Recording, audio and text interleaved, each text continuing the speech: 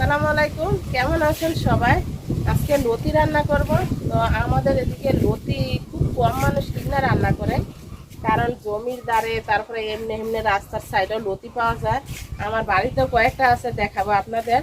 তো আগে চলেন আমি এক জায়গাতে লতি তুলে নিয়ে তারপরে বাড়িগুলো তুলবো, শুটকি দেওয়া লতি রান্না করব।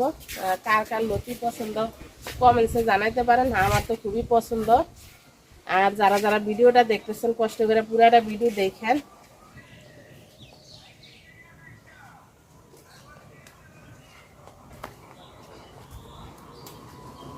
বাড়িতে সবজি আবার লাগাইতেছি, তো দেখা যাক বৃষ্টি রাখে কিনা। অল্প স্বল্প যদি সবজি হয় নিজের খাওয়াটা তো চলবো।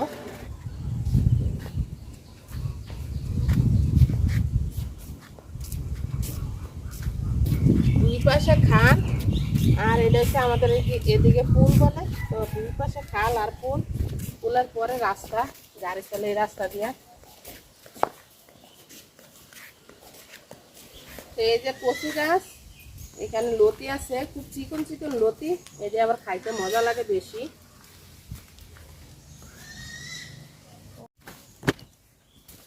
এই যে লতি দেখেন কি চিকন চিকন, এগুলা খাইতে অন্যরকম মজা। এখান থেকে তুলে নিছি এই লতিটি। তো চলেন আরো জায়গা আছে দেখাই আপনাদের, অনেক সুন্দর সুন্দর জায়গা আছে লতি পাওয়া যায়। লতি তুলতে আসা পড়ছি। এই যে দেখেন কচু গাছ, এগুলা তো আছে। আবার এই যে দেখো কচু গাছের অভাব নাই, আছে কিনা জানি না, না মানুষ নিয়ে গেছে দেখতে হইব।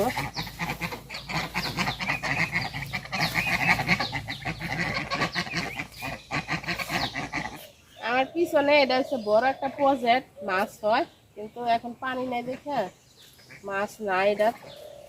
আর প্রচুর লতি নিতে আসি, লতি হয়তো কেউ নিয়ে গেছে। আর আমার বাড়িতে যেগুলো আছে হয়ে যাবো গা। আর এই কচু শাক কিন্তু খাওয়া যাবে। আমি প্রায় 6 মাস ধরে বলতেছি যে কচু শাক খাবো, কিন্তু একদিনে খাওয়া হয় না। আমাদের এদিকে কচু গাছের অভাব নাই। তো ইনশাল্লাহ খাবো একদিন, আরো 6 মাস যাক তারপরে খাবো কচু শাক।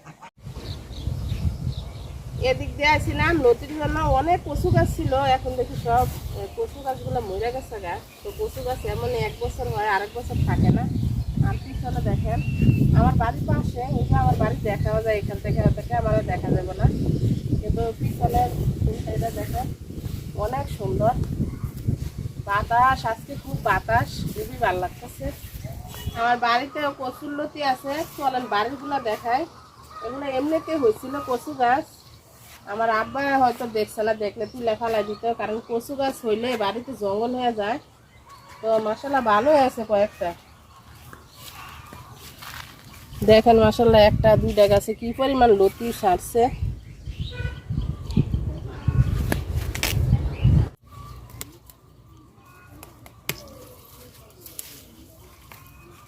এই লতিগুলা খাইতে অন্যরকম মজা, কি বড় বড় লতি দেখো কত বড়। আর এগুলা খাইলে গলায় ধরবো না, কারণ এগুলাতে পানি নাই, টানের লতি। পানির লতি খাইলে গলায় ধরে।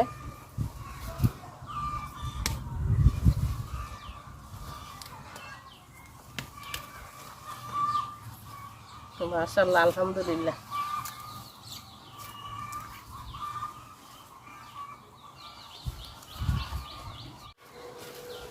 যে লতি তুলছি আজকা হয়ে যাবে আমার, তো আরো আছে ছোট ছোট, আরেকদিন তোলা যাবে। এগুলা তুলছি বাড়ি থেকে, আর এগুলা তুলে আনছি ওই যে রাস্তা থেকে। তো আলহামদুলিল্লাহ হয়ে যাবে একবেলা আমার। কাটতে নেই সুন্দর করে লতিগুলা, লতি কাটতে নিচ্ছি। লতির সাথে আলুও দিব আর কাঁঠালের বীজ দিব। তো কাঁঠালের বীজগুলা আমি খুব সুন্দরভাবে কাটতে নিচ্ছি, আর আলু কাটতে নিচ্ছি। তো একসাথে দিয়ে দিব, একসাথে সব ধুয়ে নিব।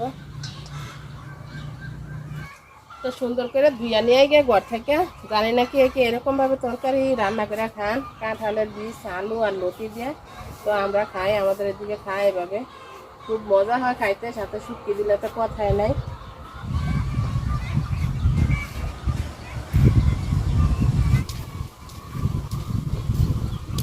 ধুয়ে নিয়ে আসি খুব সুন্দর করে। তো হালকা একটু মশলা বাটবো এখন। রসুন নিছি আর পেঁয়াজ আর হচ্ছে এই যে লাল লাল মরিচ নিয়ে নিছি।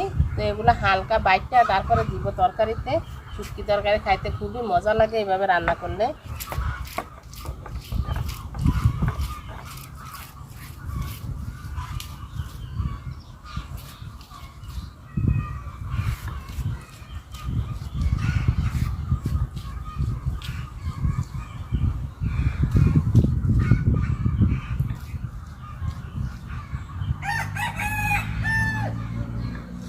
পাতিল গরম হয়ে গেছে, তেল দিয়ে দিলাম।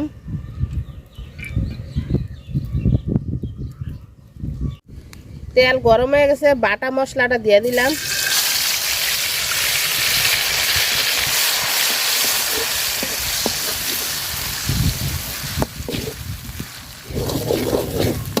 মশলাটা তেলের সাথে খুব সুন্দর করে ভাজা নিছি।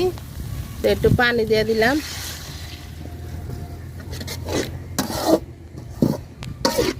লবণ দিয়ে দিলাম আর দিয়ে দিলাম হলুদ গুঁড়া। শুটকিটাও দিয়ে দিলাম।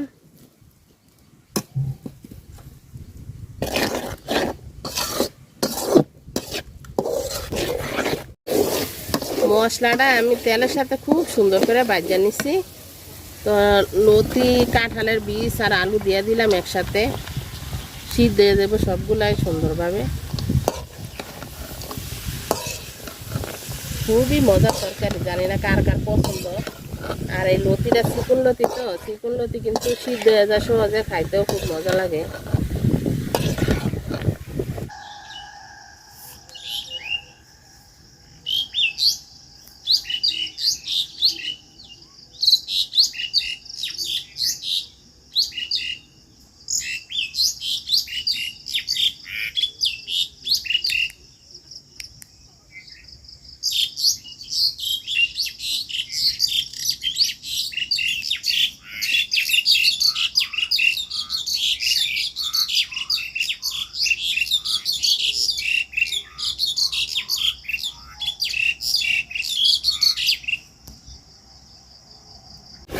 লতি থেকে দেখেন কতখানি পানি উঠছে। তো আমি আর পানি দিব না, এই পানি দিয়ে রান্না করব। ডাইকে রাখলে আস্তে আস্তে এমনিতে সিদ্ধ হয়ে যাব। আলু সিদ্ধ হয়ে গেছে, কাঁঠালের বীজও সিদ্ধ হয়ে গেছে। খুব শুকনা শুকনা রান্না করছি আমি। তো নামাই নিলাম। এই তরকারিটা কিন্তু খাইতে খুবই মজা লাগে। তো যারা যারা এতক্ষণ ধরে ভিডিওটা দেখছেন সবাইকে অনেক অনেক অনেক ধন্যবাদ। আল্লাহ হাফেজ, আসসালামু আলাইকুম। সবাই খুব ভালো থাকেন।